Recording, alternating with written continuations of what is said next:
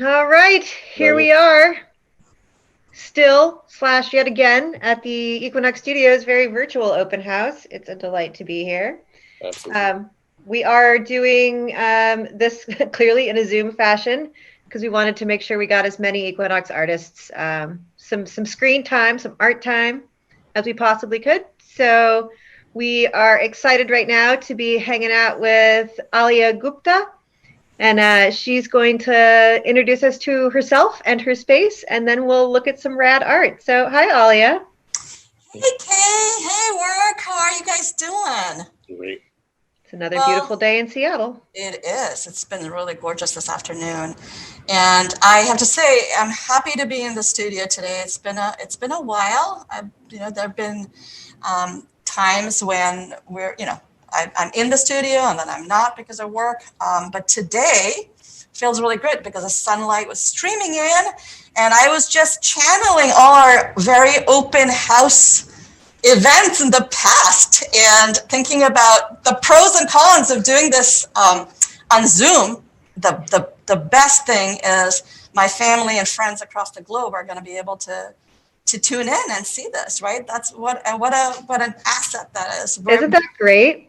We're going global, so that's how I see it. Yes, Equinox to the world, baby. Yes, yes. So So, where are you at in Equinox Studios? So I am in the factory building in Studio 201, right up the steps. So when you come into the building with the golden eggs on top, I'm up inside and up the steps and the first door that you walk into. Very cool. Yes, you are, and it's so nice. Well, so what do you do? What's your art? Will you show us some of what you've got up or what you're working on?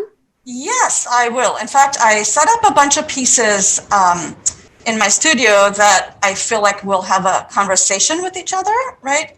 They have a connection in different ways. And I have to give a big shout out to my son, Keon, who is my cameraman here and is doing all the fun stuff of walking around and showing my work at its best. So thank you, Keon. Thank you, Keon. So this first piece that you see is part of my map series.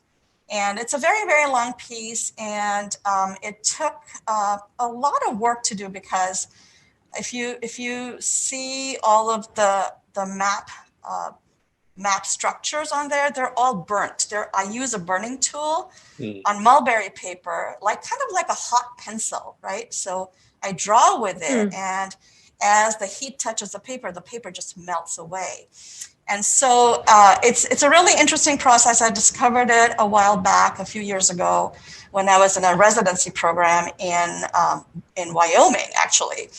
But Wow. these pieces are about maps, and maps are things that guide us, get us from point A to point B or help us understand the structure or the layout of a city. These maps are a little different. So these are more about memory maps, right? They're maps that exist in our hearts, but nowhere else, right? So these are maps that, for me, so if you think about going somewhere a long time ago and you have a sense of that space, the map, the landscape, the setting, and then you revisit it, say 20 years later, and it's a very different space, right? And maps are like that. Maps get written and rewritten over time, and I'm really interested in that idea of the maps as they are now and how we remember them from, say, 20 years ago. So it's actually a very interesting experience when I was in Salt Lake Union recently. Now, I go to Salt Lake Union, I used to go fairly frequently because my husband works there. And I felt like I was in a different land because of all the building that's been going on, right? Right. So all the markers and the kind of the place, the references, the visual references have changed. And so, but my memory of Salt Lake Union from 4 years ago or 5 years ago is that's what's etched in my brain. And I drove into Salt Lake Union and it was like, wow, I don't recognize this place anymore, right? And it's kind of the similar idea with these maps is that we are holding these ideas based on memory of a place, and those are not necessarily what the actual current maps look like, right? So Kian, if you move to the next little map, this was really my first map that I created. And it's a teeny little guy. And if you see the metal on top that it's hanging from, that metal is really special. It has a lot of history. I was at on the coast in Willapa Bay, and I found a few years ago, I found this pile of scrap metal that had washed up from the sea. And it was incredible to walk through and sift through all those metal pieces and find these fragments, right, I had no idea where they came from, right, or what they were originally, but they have so much history to them. And that was just resonated with me a lot. And so I started incorporating metal, these found metal objects or shards in my work, because it just kind of adds to the richness of that story of history, right? So yeah, and I'm obsessed with rust. So rust is such a beautiful element, and so I'm really excited to incorporate rust into my work too. I love these pieces, and I think we've talked about this before. That like the detail of it, the delicacy of something that represents something. So even if temporarily permanent, or even if just in your brain as a permanent space, like, you know, it's almost like doilies, like it's almost this knitted together memory. Yeah. And the delicacy of it, along with the rust and the strength and the history of that metal piece, is such a great juxtaposition of permanence and temporariness, right, intention and accident. They're gorgeous. Hey, you hit the nail on the head, you know, and one of the things I was really also thinking about was this heaviness of metal, right? Like, and metal is hard, and it's hard to break, and, you know, and while the paper is fragile and can be ripped, though I have to say, having worked with this paper for a while now, I'm impressed at how strong it is, that even that I can burn it and it still holds, right? So that's also another interesting thing about how these fibers just hold together. And I've been really interested in that strength and fragility of the paper. You were saying, oh, I'm sorry. You were saying mulberry paper. Tell what kind of paper is that? So so mulberry paper, the mulberry fibers, the paper is made of mulberry fibers, and I experimented a lot with different kinds of paper and burning, and mulberry is very light, and it burns beautifully. So when I touch the paper with my burning tool, the paper just melts away, right? It doesn't light on fire. Like there's some paper, you touch the burning tool to it and it kind of just falls apart. But this is kind of incredible because it just melts away and it holds its form in most part. And then when it doesn't, there are these accidents that are these beautiful, happy accidents, which I love. You know, that's part of the process, right, of making art. For sure. Fascinating. So what is the tool that you're using? Are you using like a soldering iron or something more fine than that? Yeah, and I can grab it. Hold on a second. We will hold. This guy. That was very fast. That's right there on my work tool. Okay. Right, so this guy has a really fine tip, and that's what I use. And I have to be careful with it because I can just destroy something really quickly. So you kind of figure out the balance of it. And talking about fragility, I actually wanted to move on to the next section.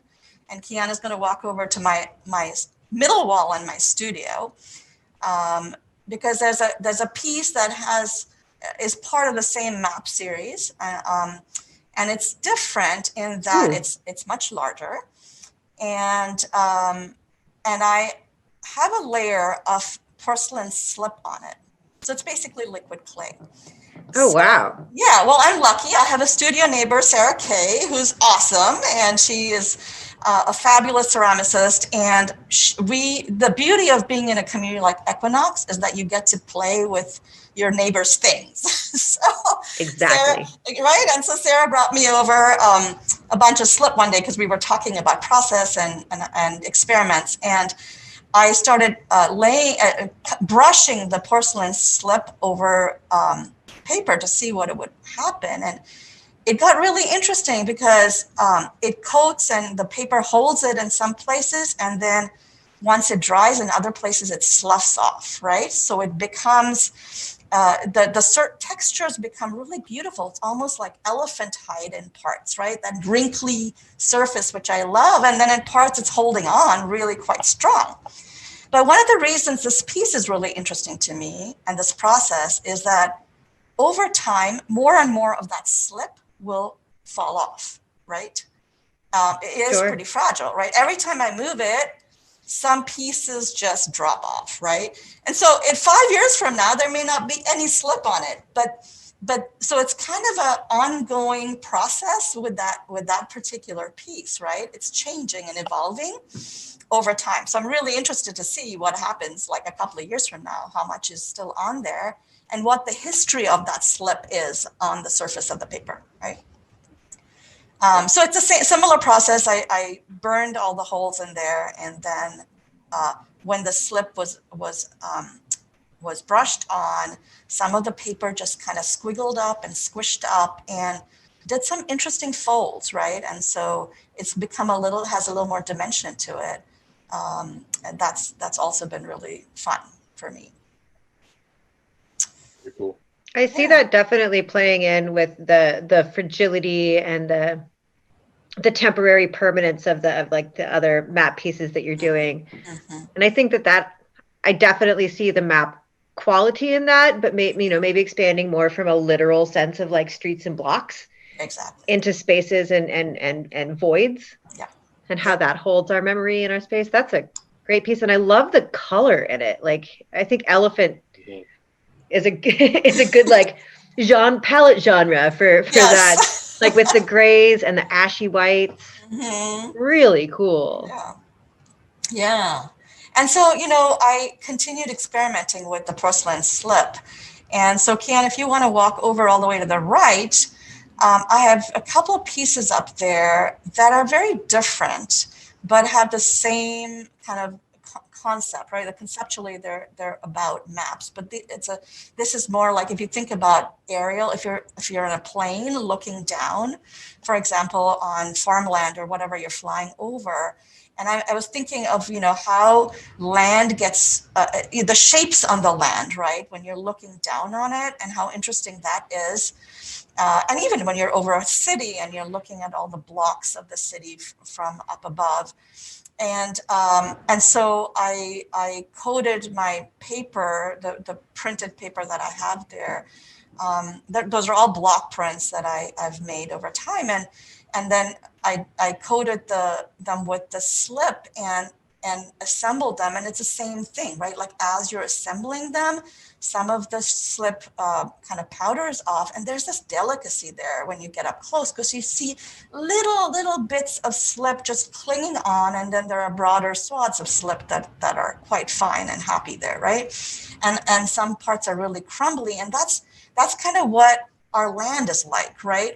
And so it was also interesting for me that I'm using clay on paper when I'm actually also thinking and working with this idea of looking down on land. So that felt for me like a nice juxtaposition again. I love this. I love the transition, like the growth from the first piece to the last piece to this series. Mm-hmm. Different ways to examine land and space. And again, I love these colors. I'm not a muted tone girl. Like, I like black and red, but I'm really digging the color and the earthiness of how that looks. Yeah, and what's interesting is I'm not a muted tone gal either. Like, if you come to my house, my walls are a bright yellow and orange and green. But in my palette in my studio, it tends to be quite different. And these pieces, like the sections of paper that are coated with slip and assembled here, each have a lot more vibrancy, underneath that slip. So that's also an interesting thing for me to see over time, if that vibrancy ever starts poking out from once the slip kind of disintegrates. Mm-hmm. So these are, a lot of times we talk as artists about archival quality. Well, none of my work has any archival quality to it. Because I'm really interested in melding materials that are not necessarily archival, but are interesting, right? Definitely. So Kian, if you want to move left a little bit, these are some works in progress.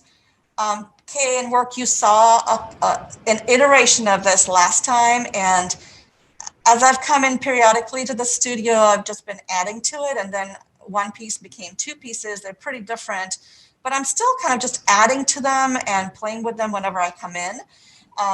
They're by no means finished, and I'm really, again, playing with a slightly different variation of a map idea. I've been really thinking about excavation sites, old archaeological excavations, and looking at them, at images of them, because you see all these beautiful remnants of old walls and steps and tiles, and I'm just really, really fascinated by again looking at history that's been revealed over time, right? Mm-hmm. And so I've been thinking about that and building up these little pieces,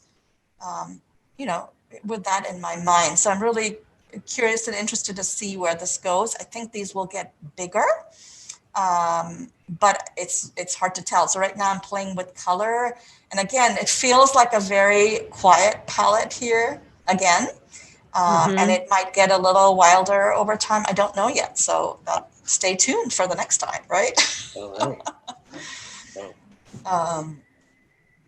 Yeah, so Kian, I think we'll go to the last segment now. I love this tour. This is great. Yeah. Thank you. So this wall is the series called Pelipsist. And these are pieces that have evolved over time again. And I was really thinking about peeling back layers of history.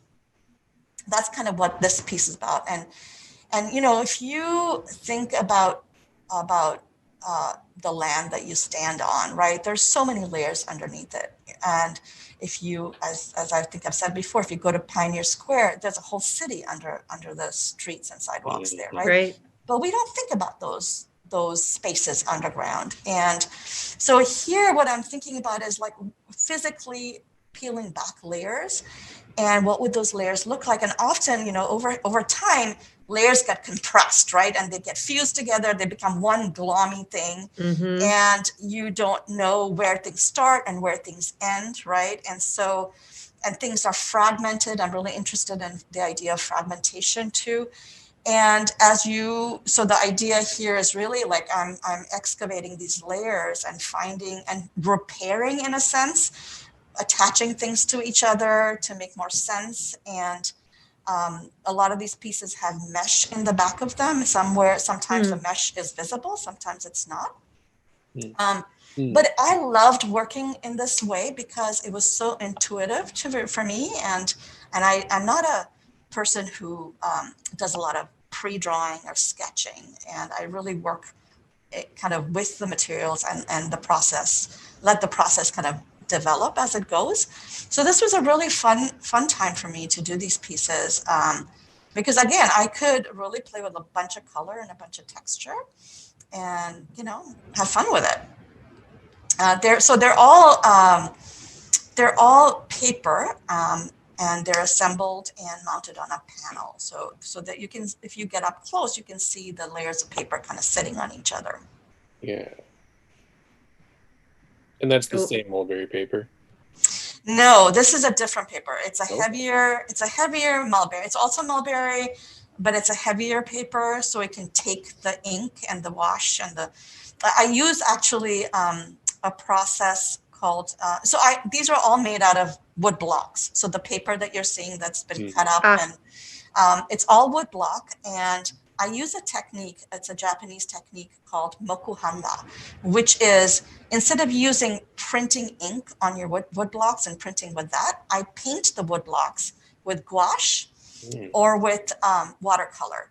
And so you can get lots of layers of beautiful color and texture, right? So as you see, these pieces are pretty heavily textured because they've been printed over and over and over again till I get where I want to be on that surface, right? And it's really fun because it's like painting. I'm a painter at heart, right? That's my background. And so I feel like I'm melding painting and printmaking here in these pieces, and that's very exciting for me. Very nice. Yeah, I like this set a lot. Me too. I love it as a whole body of work. It's great. It really tells a story. Oh, thank you. Well, is any of this for sale? Are there ways people can give you money either for this or in other fashions? Money is welcome anytime, Kay. You're not the first artist to say that. No, so I do have a website, and of course I'm on the new Equinox website, which is so exciting that it's launched. And my contact information is available in both those spaces.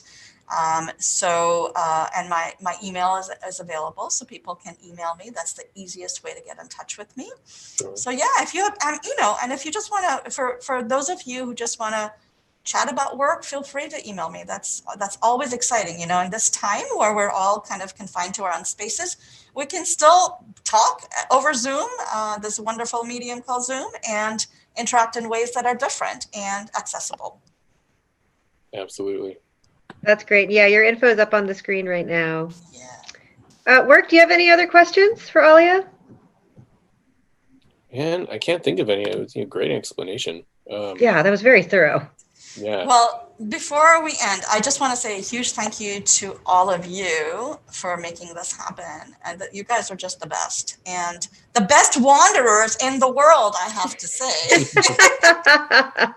Near and far, virtual and reality. Yeah, and I also want to give a shout out to Tabasco behind the scenes, who's doing all of the technical stuff around this. And to say to all of you who are watching this, come hang out with us on Saturday. We're going to do a really cool gathering, and you get a chance to talk directly with artists. So take advantage of that. You can't be here in person, but we can certainly gather together virtually. Yeah, everybody wear your sparkly blue hats. Exactly. Mm-hmm. I'm going to get one now, Kate. Oh, girl, I've got one for you. All right. Okay. I have an extra. Oh, great.